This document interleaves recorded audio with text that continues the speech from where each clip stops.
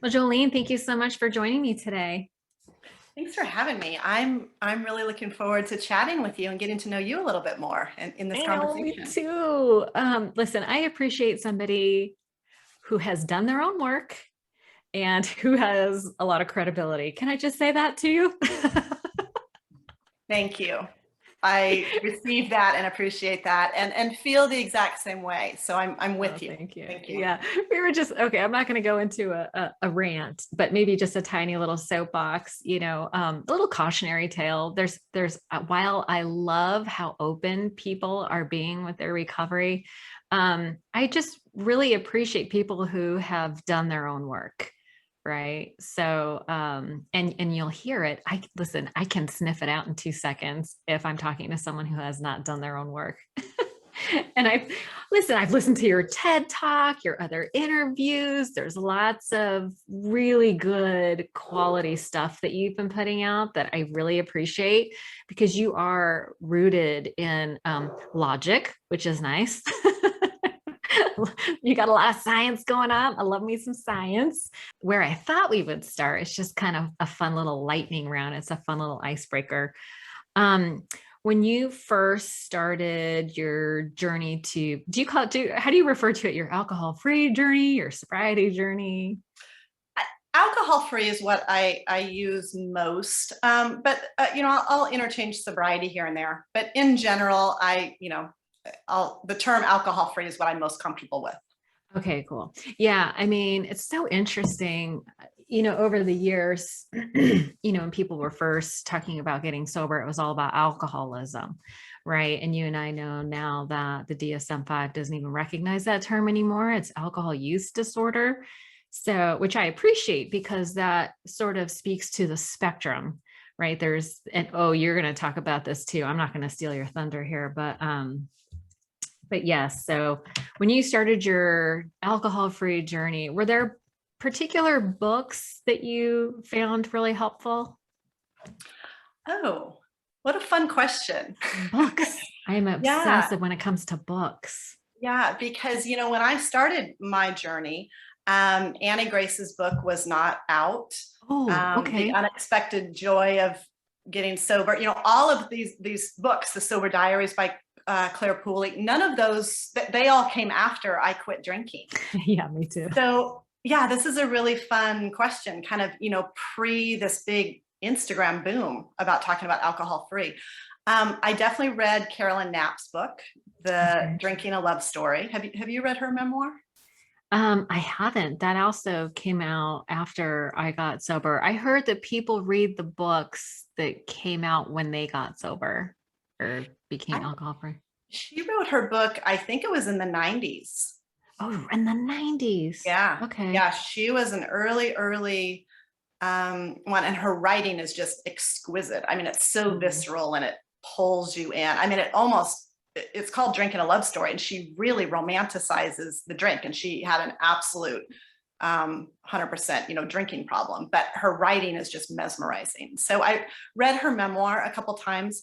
um, but who I knew about early on too was Charlotte, I think it's Castle, Kasl. I never know how to say her last name. And Okay. she wrote the book, Moving Beyond the 12 Steps, Many Roads, One Journey, I think. Wow. And so she looks at the physiology, which, as you know, is a real core piece of my work.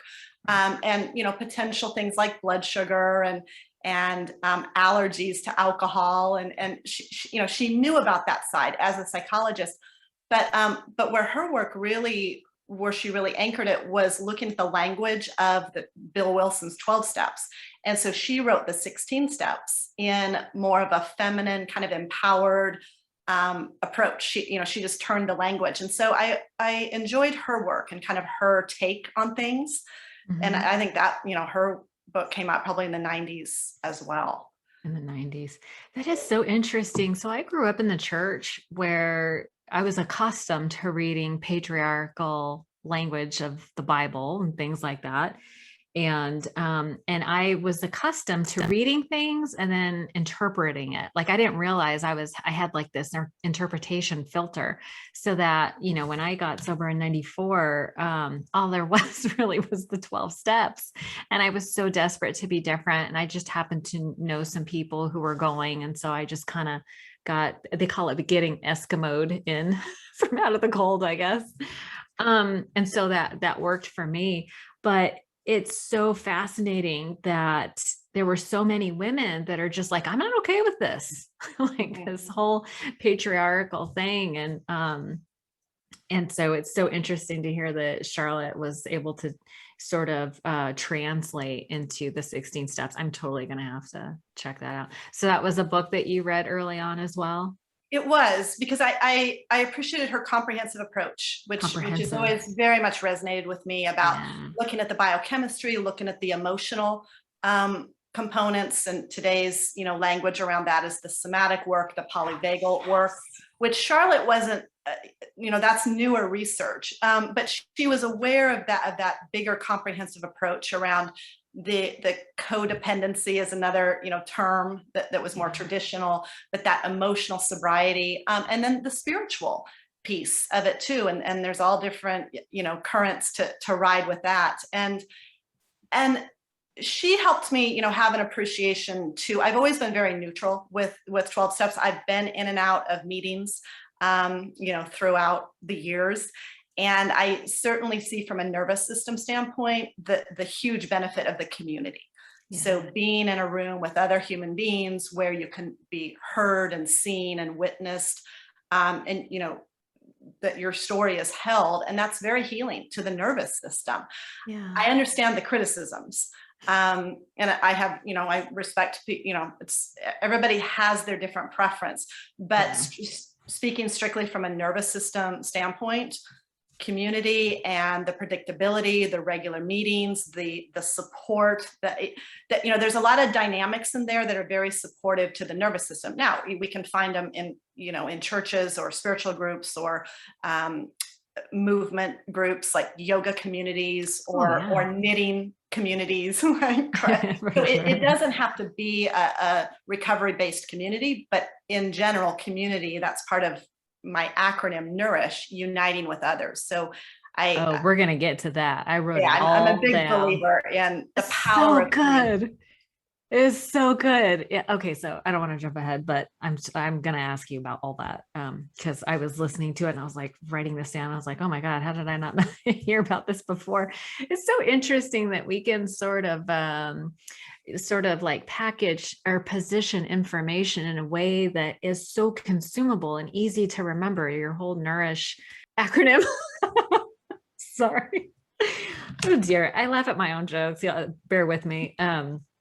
Okay, so the books, these are really good books. Okay, so Drinking a Love Story, and then Moving Beyond the 12 Steps, which I totally appreciate.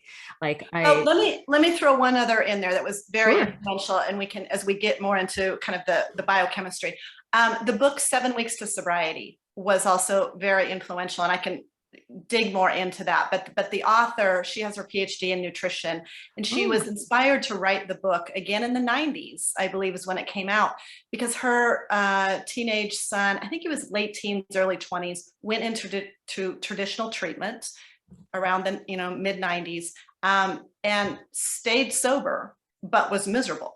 So emotionally he came out of treatment and was still very depressed, and he didn't drink, but tragically then took his life because the alcohol had been removed, but the other pieces, it was like he didn't feel better, even though he was following, you know, the program.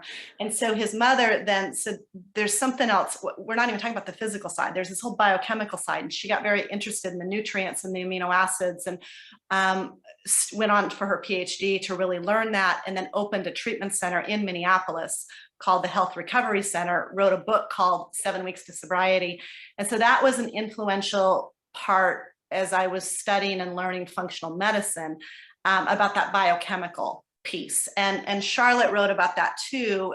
She understood some of the biochemical side, but she really looked at kind of that psycho-emotional, spiritual. So those were influential books to me while I was drinking. Like the seeds were planted, you know, because because I'm a nutritionist. I'm a health coach. I have been for 20 years. And so that stuff was always interesting to me. And I would read it and kind of chew on it and be like, this is kind of fascinating. It's a little bit off the traditional path. I still drank, Right. but it was planting seeds of where ultimately got me to my final stop, what I used when I stopped, and now what I use in my work was those early seeds. Yeah, so good. I mean, listen, there's a period of time, like I lived in the self-help section at Barnes and Noble, trying to like think my way into right living, as they say. And just because I want to ask you about this a little bit later, but once having the information wasn't like applying the information is kind of my current obsession. And so we'll talk about how to apply it. And, but I think that's really important that we'll talk about that. Um, do you have a sort of go-to mantra or quote that you live by? This too shall pass. Ooh, that's a good one. Yeah. Or another one is, all is well, which comes from a Christian mystic in England. Her name is Julianne of Norwich. Oh She yeah. was, yeah, I like the feminine Christian mystics. I draw a lot of wisdom from. And that was one of her really well-known quotes is All is well. all is well. Yeah. I love that. You know what one I like is that just popped into my head was in the end, everything will be okay. And if it's not okay, it's not the end. I love that too. Yeah. Dr. Yeah. Seuss. I often post that around New Year's. It's like the turning of the calendar and kind of New Year's Eve, and it feels like the end, but it's we're also just beginning. Yes, every end has a beginning. I love that. Let's see. Do you have your own personal self-care routine? Like, do you have like a daily practice, a weekly practice? I have a whole menu of nourishment that I kind of a bag of nourishment A smorgasbord of self-care. Yeah. Admittedly, I'm not great about, hitting every single day. But I certainly have really favorite practices that, and it changes, with different seasons, the time of the year, as I grow and evolve and what my needs are. Sometimes they're more physical, sometimes they're more emotional, sometimes more spiritual. So it shifts. Right now I'm in Charleston, right outside Charleston, South Carolina, on purpose to be very close to the beach, because walking barefoot on the beach, being at the beach regularly for me is a huge, huge daily practice and regulator. So that's a biggie. I like breath work. So that's also very regulating and calming to me to do some, it's a little bit of Wim Hof, but it's not total Wim Hof. I do a Wim Hof every morning, like Monday through Friday. I host this little, it's like a 25, we do Wim Hof for 10 minutes and then Tara Brach rain meditation for 10 minutes. No chit chat, no messing around, in and out. Love Wim Hof. Yeah. And so I find grounding for me, like literally feet on the earth, and then kind of active breath work.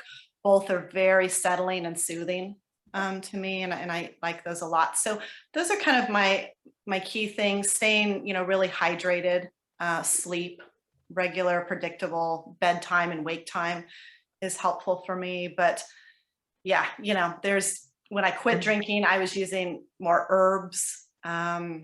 There's all kinds of stuff. I mean, we can I know there's dive so many. deep, but yeah. Do you know, I am just so glad that you highlighted that there are many tools that you don't do them every single day, like super hard, like you're not militant about it, and that there are different things for different seasons. Because often I talk to people, like even the clients that I coach, they're like, oh, I didn't do this every single day. And it's like, you don't have to do it every day, because our needs actually change and fluctuate. And so it's okay to be flexible, right? And just 100%. pay attention. Yeah, pay attention to what your needs are that day. And I had a client who called it her smorgasbord of things, but she, what she did? She put a time limit on it. She's like, okay, I'm not going to spend more than an hour. Right. She's retired. She's like, I'm not going to spend, because then it becomes this other thing you beat yourself up with, like all the different things. So I like the flexibility. And I think consistency can be viewed, let's say, over a month period of time. right? If you did something like 20 days out of the month, that's pretty consistent, right? You don't have to do something every day to Yeah. be, that's extreme thinking of consistent. We're so funny. Yeah, and this is a core philosophy of mine for myself and how I work with others, especially with women. I'm very interested in, the cycles and the rhythms. So in our own body, this is noticing nature. So noticing the seasons in nature, but we also have those seasons within our own body. Yeah. And so it's very linear and masculine, the masculine archetype to kind of a 24-hour cycle where it's like every morning, do a spin class. And there's nothing wrong with that. Right. But more of the feminine yin cycle is there's different times of the month, depending if we're ovulating, bleeding, coming into ovulation, out of our bleed time, our energy cycle is different. And even if, women listening are menopausal, have stopped bleeding or not bleeding for whatever reason, our bodies still sync with the moon. And so there's just times with whether the moon is full or dark, a new moon, as women, our bodies really sink in with that. And it's more of a peak energy time versus a low energy time. And so, you don't even have to get militant about the moon or the moon. It's just, this is my work of where I'm always cueing clients of notice. What feels really nourishing right now, not because you should or you have to, or somebody's posting about it on Instagram, but does it just feel nourishing to take a nap and noticing that and giving yourself permission? So that's so much of my work of tracking instead of beating ourselves with a whip, of really noticing what we need. Yeah, I love that you are not shame-based. I can already hear it. It's more nurturing and supportive. And it's really cool. A lot of the stuff, I know that you're in the corporate world, you're very corporate friendly, palatable. And when I was listening to a lot of your stuff, I was thinking of my friends. I'm from Silicon Valley. It was corporate for a very long time. And in sales, tech sales. And so very male dominated, very robotic, I would say, and very absent of feelings. It's no, we don't talk about feelings. They'll talk about stress, but that's about it. Tired or stressed, but the language is very limited. And so it's so interesting that you have, it seems like a very unique capacity for being able to speak the corporate language, right? Meet people where they are, but then also introduce very practical ideas, paying attention to, the moon and stuff like that. That was not, I did not expect that. And I think it's so refreshing that you're able to sort of live, straddle the, the corporate world, which is so robotic and so shallow. Is that, I don't know if that's fair, but, people are trying to survive in this very,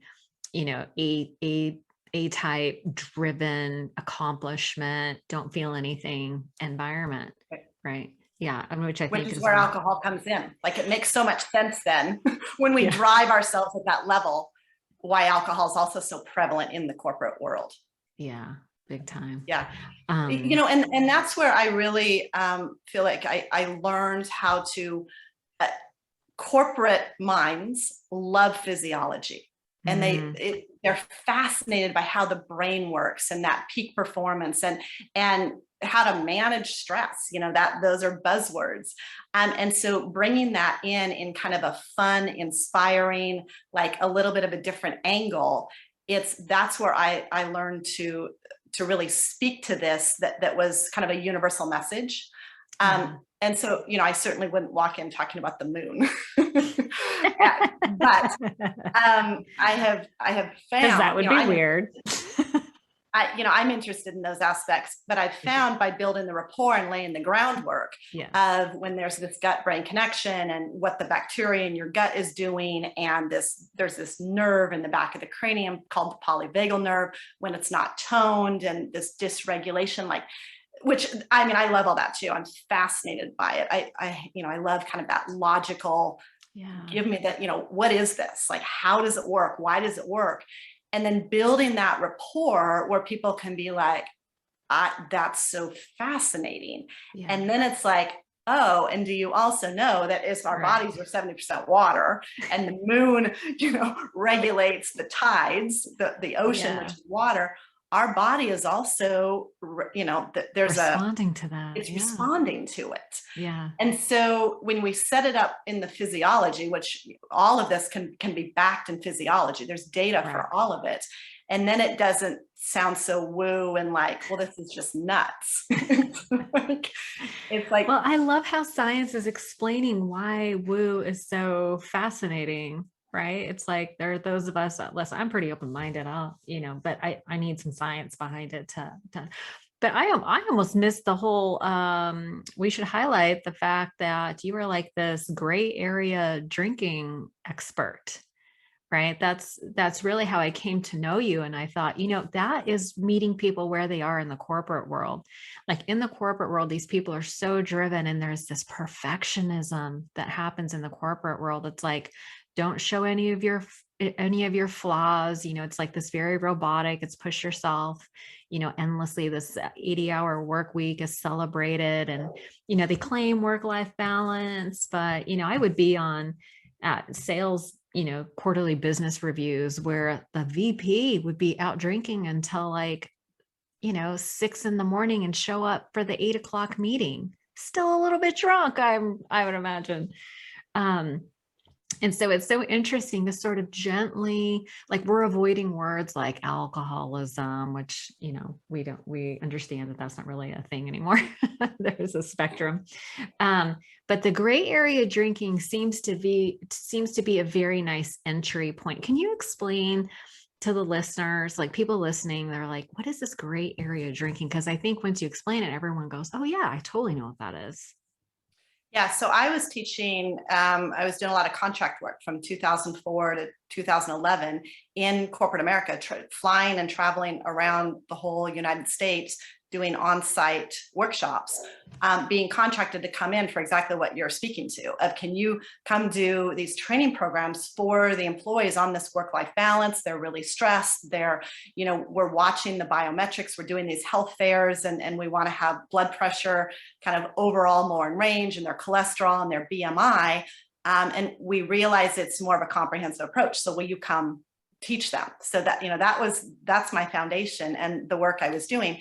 And what we never talked about around blood pressure and weight and sleep issues and stress was alcohol. But, bringing in then these resources, these regulating resources of around food and around sleep, and really practical things to do some regulation in the body, which employees loved. Because a lot of people would come into the workshop saying, I know this stuff, I'm a marathon runner, it's my hobby.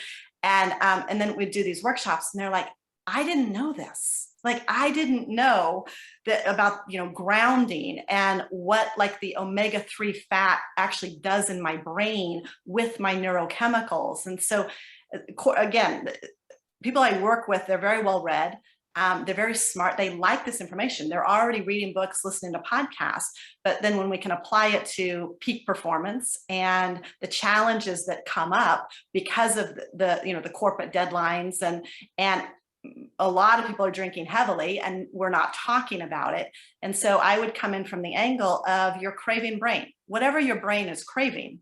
Here's some ways to, because you don't hang the posters and come to the alcohol class in the boardroom at noon. Like, people are not going to be alone. Right. People are not going to, trip over themselves to get to that boardroom. But when we talk about the craving brain and ways that you can regulate and work with, your innate body's rhythms and cycles and systems in the gut, in the brain, people were really, really fascinated by that.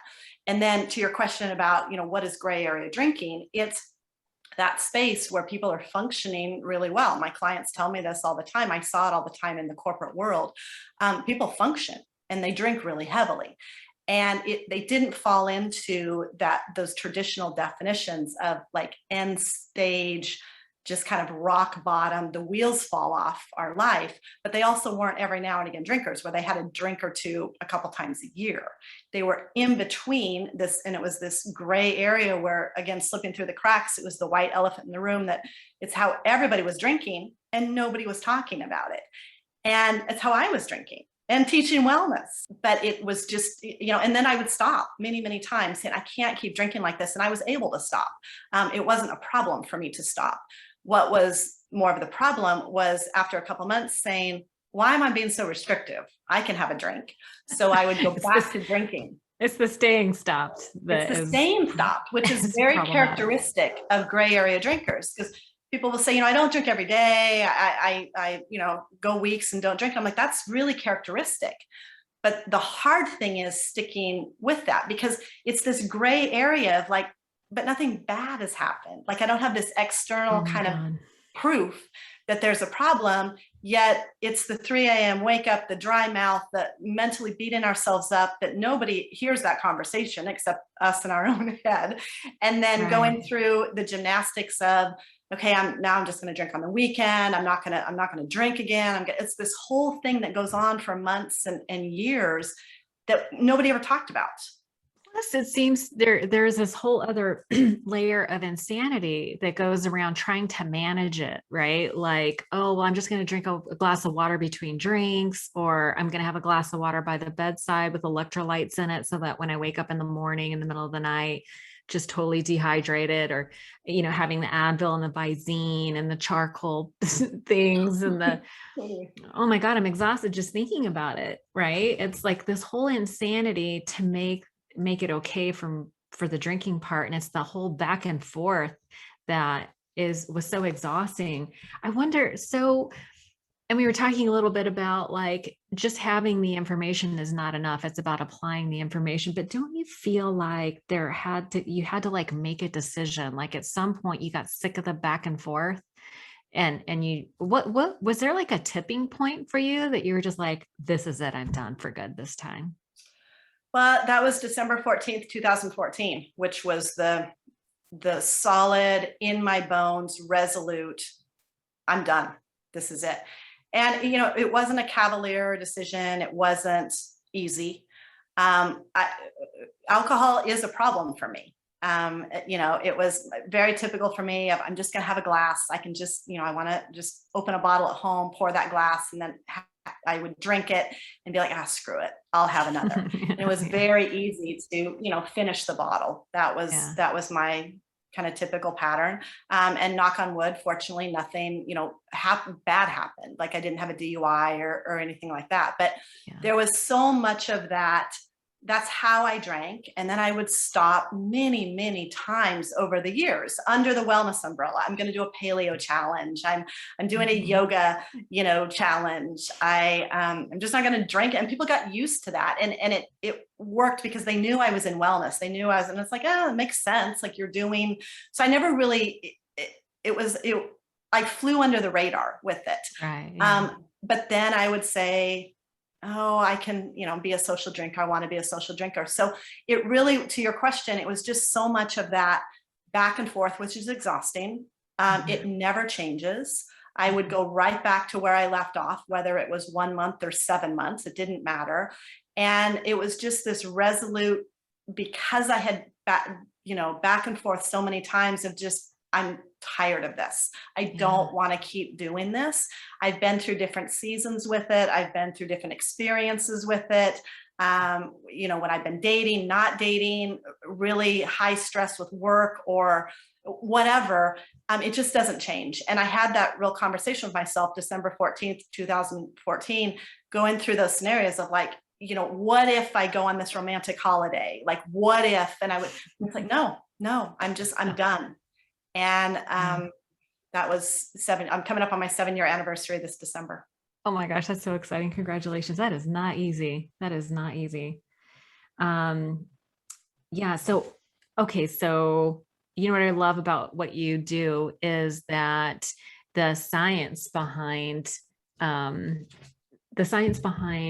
like the addiction of alcoholism or alcohol, the science sort of depersonalizes it, right? Yeah. And so it takes out the shame, it takes out the guilt. And it's like, well, of course you're getting addicted to alcohol. Look what it's doing to your brain, right? And so you talk about three of the neurotransmitters in a way that I thought was so good. It was like, oh, that's why, right? So you talked about GABA, serotonin, and dopamine. And you're going to be able to explain it much better. But when I heard you talk about it the first time, I was like, that is the shit. Oh my God. Like people need to hear this. So what is your explanation behind those three neurochemicals and how they make us feel that sort of drive the compulsion to drink? Well, so there's four major neurochemicals. I hit on three of them in my TED Talk, but there's four major ones. So two are the gas pedal for our body, and then two are the brakes for us. So the gas pedal is dopamine and serotonin. So dopamine is the drive, the chase, the motivation to move, to get up out of bed and produce. We need that. We need to be motivated. And then the acetylcholine is the other kind of gas pedal, and that's about focus and memory.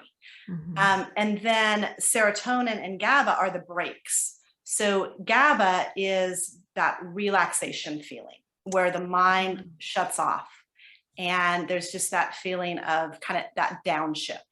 And serotonin is just the feeling of happiness, bliss, life is good.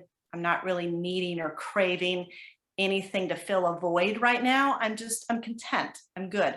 And so we need the balance of gas pedal. We need to move and stay motivated and produce and work, accomplish and have that drive. And then we need memory to have that memory bank and our focus. And like, these are, important things just to biologically function. But then we need to balance that with rest and relaxation and some happiness and some bliss and just contentment. And so when, those get out of balance for all kinds of reasons, sleep, not sleeping well, eating a lot of processed food and sugar, drugs and alcohol, trauma, stress. So all of those things can open up the valve, whereas those neurochemicals just flush through us much quicker. Because it's like, whoo, there's stress, there's, all this sugar, all this alcohol. So we need to compensate, open the valve. And then all of a sudden it's like, we're really depleted now in GABA or something, we're going through that scenario and the body just can't do the uptake enough to replenish and make it quick enough to fill it up. So we're either dumping it too fast or not making it fast enough. And so when we come into baseline, the body can do what it knows to do. It can make adequate chemicals through real food, like omega-3 fish oil, through the amino acids. Those are the raw materials that then make these neurochemicals. And we can hold on to our neurochemicals and not just flush them through our system so quickly by, some different practices and movement and rest and good replenishing sleep. And so to me, it's where the rubber meets the road with all of the practices, exercises, theories, techniques. Because you spoke to it a minute ago about how we can just kind of get into like this militant, like, I need to do it. I should do it. I heard it's good. I heard it's bad. And it's like, no, it's about noticing what are you needed to replenish right now, what's deficient and depleted. And so the body's just trying to keep us in homeostasis. And then we reach to alcohol. So it's like when we understand the physiology, it's like, oh, interesting. Something's depleted and deficient physiologically, not psychologically. And so the body's just trying to compensate. So alcohol is a physical substance. Our physical body's depleted, we put it into our physical body, and we get a physical effect very immediately. So the body's like, well, keep doing it. Like, it seems to work immediately. So, and that's then where that addictive loop gets in.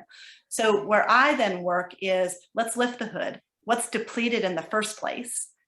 Biochemically, emotionally, energetically, and let's replenish what's truly needing to be replenished. It's not because you're a bad person or you did something wrong. It's just like kind of being the body detective, the body whisperer, which I love doing. And often it's just, it doesn't have to be really complicated. It's just going back to the basics. And I'd find this in the corporate world all the time too. We want the shiny, stuff, the shiny next thing. and nobody's hydrated, nobody's sleeping regularly, and this is where the application comes in. Because it's like, yeah, I should drink more water, I should get better sleep. Why is it that nobody wants to hear that? It's not sexy, it's not glamorous, in one ear out the other. I'm the same way, I get it. But what's really cool about this work is when you have the actual experience. So when you actually have a 10-hour night of deep restorative sleep, it's mind-blowing. It's a 180.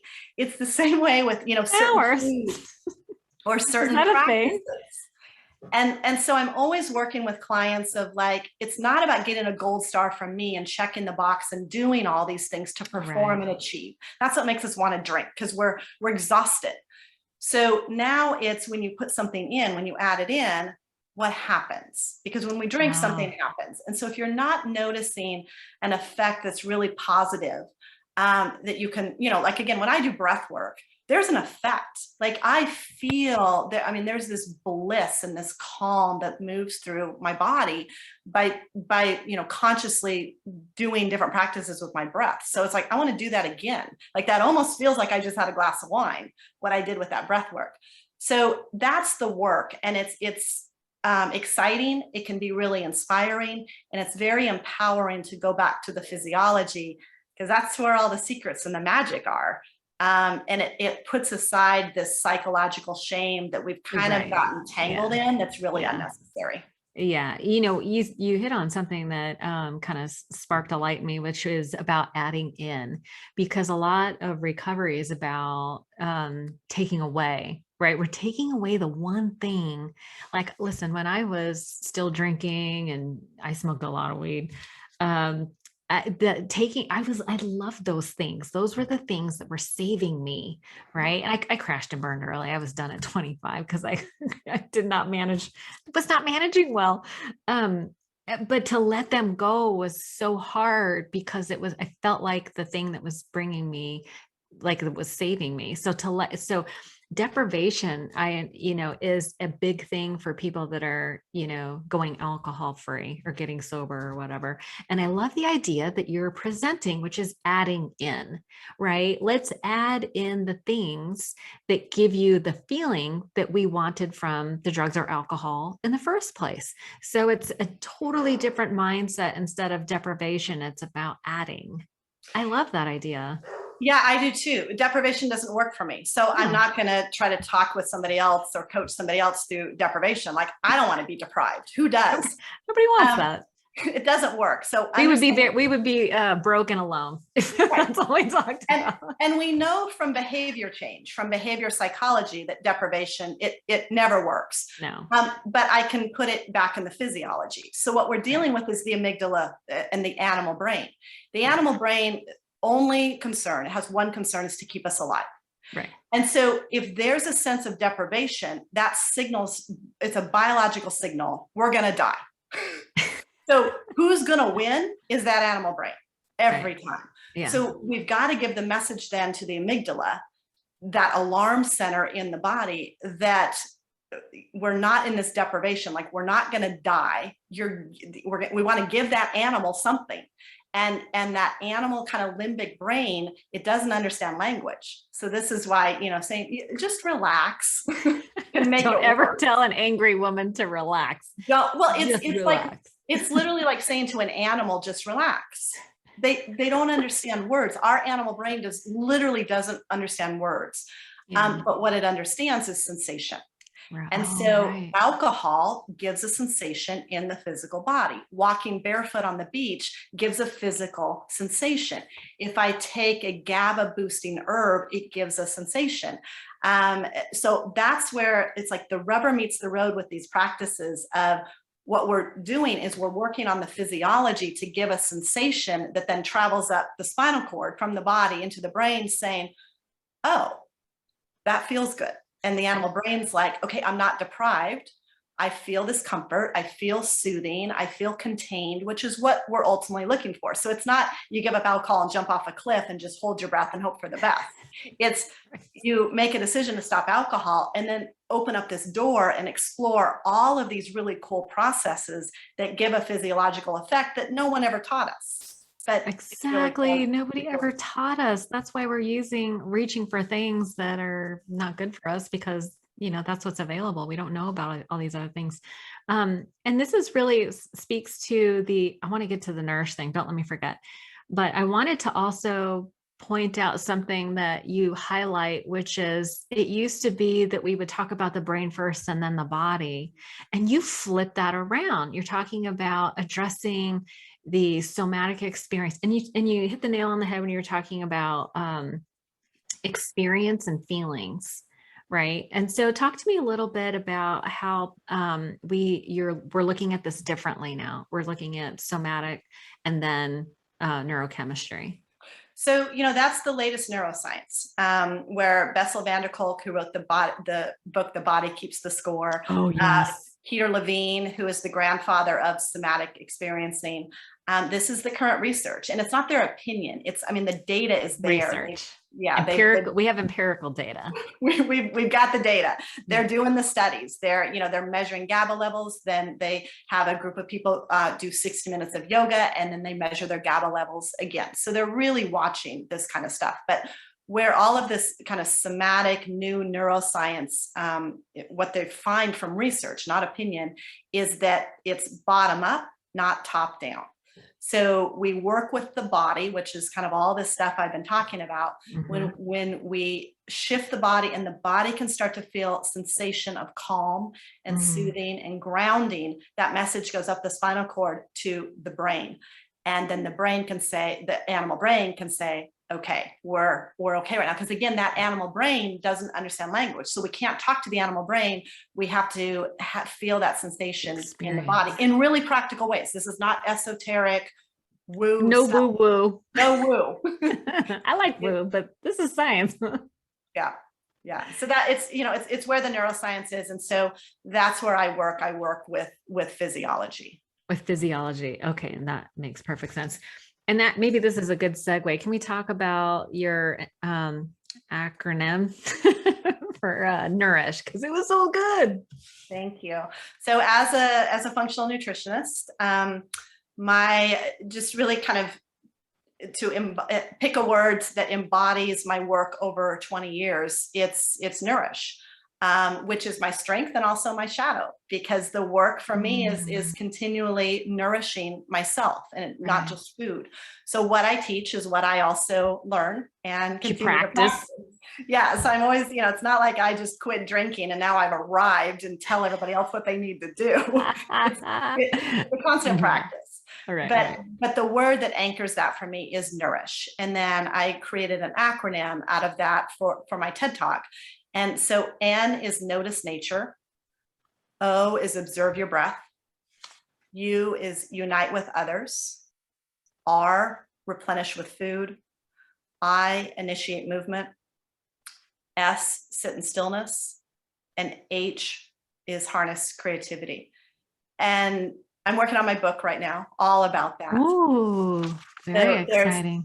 There's numerous options and resources and things within each of those categories, but it really brings that whole comprehensive approach, biochemical, somatic, emotional, energetic routines, that and different things work for different people for regulating and nourishing the nervous system. You just said something that my eyes lit up, because everybody is different. Right. There's so many different paths to this sort of recovery, sobriety, alcohol-free life, right? There's no one solution that works for everybody. And I think that's largely what's so confusing is there are so many, like everybody is so different and there are so many different tools, but I like the idea that this Nourish actually can be applied no matter what your specific situation is. Your situation is. So what are some of the, you mentioned different supplements and things to sort of regulate those, the GABA, serotonin, dopamine, acetylcholine. If someone's curious about like what they should be using, do you have a resource on your website, or maybe you can just rattle off a few things that people might try? Yeah, I'm happy to kind of talk through some of those pieces. So I work with clients one-on-one to really customize this piece, and kind of piggybacking on what you just said, I really work with biochemical individuality. So I can rattle off some things, but it We're certainly all doesn't snowflakes, mean unique snowflakes, right? yeah, it doesn't mean everybody out there then needs to take this particular supplement or eat this particular food. This is my functional medicine background of what is individual for your biochemistry. And there's different ways to test that. I mean, we can do lab testing and things, but the easiest, most inexpensive way is when you eat something, when you take something, when you do something, notice what happens next. And three things happen. It can be a really profound, like, wow, that helped so much. My mind is blown right now. Or it can be kind of a neutral, like, didn't really feel anything one way or the other. Or it can be, I hated that and I don't like how I feel now. Right. And so I'm always cueing people back to that. And the more kind of regulated and grounded we are in our body, when the body is calm, and there's practices and ways to do that, the easier it is then to kind of notice, like, what just happened here. Whereas if we're always kind of up in our head and just running and, in that intellect mental, it's hard to be like, I don't even know if I liked it. I mean, I just did it. So that's the argument of kind of the somatic work. But going back to just kind of some things, I recommend. So biochemically, whole food is king, is golden. Eating real food is a great place to start. So did it grow from the ground? Can you pick it like berries, bananas off the tree? Can you hunt it? If you eat meat, can you gather it, like gathering fish or eggs or cream from the cow? So actual real food that there isn't a list of ingredients, 43 letters long and a whole paragraph. Right. So real food, and this is what I would teach in corporate all the time, is it's actually really, really fascinating. One of the most fascinating lectures I ever heard in functional medicine was a medical doctor who lectured about broccoli for an hour. It was fascinating because the chemical breakdown in broccoli and every fruit and every vegetable, some of it we are still discovering, because it's like, yeah, eat your vegetables. But when you really break it down, it's mind blowing. Like what that, again, it's physical food in our physical body, what that does. So going back to the basics of whole food, if there's anything I can inspire people with, is eat real food that's in season, that's local, it's colorful, if possible. Sometimes that's not always possible. But starting there, eating regularly, because then the body breaks down into amino acids, or the raw materials for the brain. When you eat real healthy fats, those break down into the omega-3 fats, some of our omega-6 fats. Those are those necessary fats, again, for the brain. Good vegetables, even fermented vegetables like sauerkraut, that's that good bacteria that goes into the gut. So it's just endless. The benefits of the exciting, like, mechanisms within food. And so I like to start there and try to, inspire people. And you don't have to like clear your cupboards. It doesn't have to be radical. Right. Just, Thank God. Yeah, I'm never radical about any of this, but the idea of adding something in instead of trying to take a bunch of stuff out, add in real food. Add in real food. That is amazing. Yeah. And I think I heard you say that the amino acids and the proteins are the building blocks to these neurochemicals that we need. And like at the end of the day, when maybe your GABA is low or serotonin or whatever, maybe all of them are low at the end. Is that true that it's low at the end of the day? That's a good question. I think it's more kind of over time, like a 30-day period, a snapshot of like, what are we, kind of dumping in that period. Although there are urine tests that we do a 24-hour urine collection, and they are seeing like how much of the neurotransmitter we're dumping through our urine in a 24-hour period. So I think it's both, just kind of seeing like the pattern that the body's on, but also it's interesting, like what happens over a longer period too. Yeah, the reason I ask about the end of the day, because I feel like that's like the witching hour for a lot of people, but I think it speaks to needing, like, we're so jacked up all day trying to get stuff done that in the evening we're trying to deregulate, downregulate to Just like regulate. Yeah. just yeah, just regulate. Yeah. That Regulate. emotion management thing. So biochemistry is a huge part of it. Our neurochemicals, our blood sugar, our thyroid, our gut bacteria, our adrenal function. So adrenals are closely connected with dopamine. So if we're running on cortisol and adrenaline, then we're also pulling down on dopamine as well. Every neurochemical is connected with a hormone. So progesterone and GABA are connected, which I find a lot of women who are in this gray area, struggle with wine, are low in progesterone and low in GABA. And a common kind of symptom complaint of those two chemicals being low is anxiety and difficulty sleeping. And so a lot of women then are reaching to wine to help them sleep and to help manage their anxiety. And when we lift the physiological hood, it's low GABA, it's low progesterone. So there's all of these kind of physiological pieces. We can start with food. There's different nutrients that can, I find a lot of women are low in GABA. Dopamine is the sexy neurochemical that everybody's like, oh, the dopamine hit.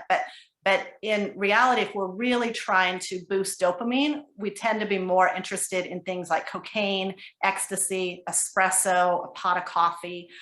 Where if cocaine and coffee, if it's more low GABA, which I'm certainly have that predisposition to be low GABA, that's then more reaching to things like marijuana, cannabis, alcohol to hit that off switch. So it's interesting what people, reach to. So that's the biochemical side. There's some herbs, there's some nutrients to boost GABA, boost dopamine. But then there's also what you're talking about, kind of the witching hour at the end of the day.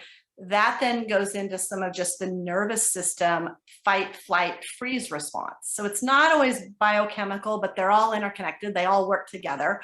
If we're in a constant flee response, we're going to be dumping a lot more, of our gas, the dopamine, the acetyl. So it all connects.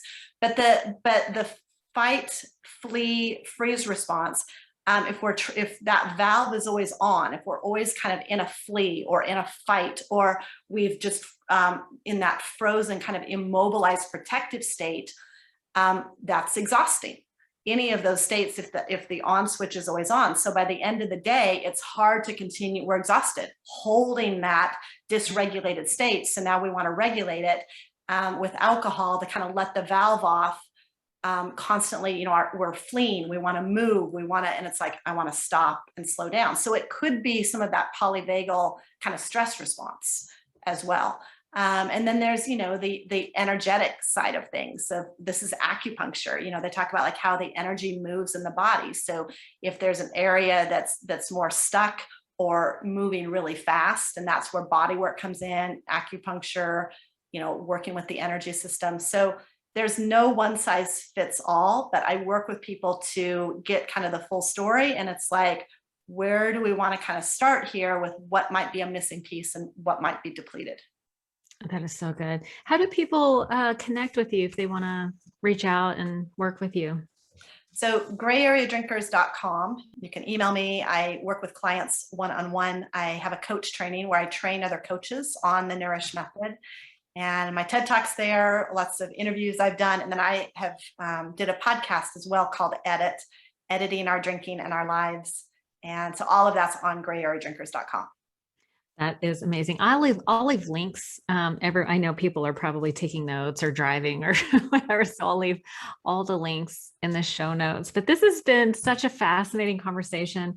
I could easily talk to you for the rest of the day. So many questions. And I just think this was so helpful. Thank you so much for joining me today. Thank you so much for having me. It was fun to meet you and chat with you. Thank you. Yeah, definitely. Thanks so much. And I'll leave all the show notes, links in the show notes so people can get a hold of you. Wonderful. Thank you. Thanks.